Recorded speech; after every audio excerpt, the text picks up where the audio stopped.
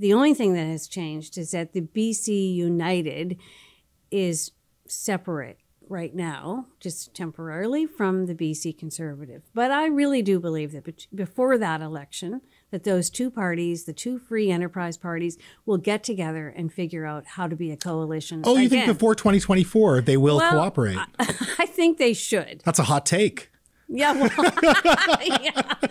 Okay, maybe they won't, but they should. Yeah. Because if they don't, then they will be by themselves, just re-electing the NDP. Well, and not only re-electing the NDP, but they risk being completely blown out, both of them, right? Right, exactly. Yeah. But, you know, the polls are just a snapshot, a moment in time. It's a very small number. And let's never forget, Mo, about the 2013 front page of the Province with Adrian Dix, which said this man could kick a dog and he'll still be elected premier. And so you're advising Premier David Eby not to kick any dogs right now, No. to be clear.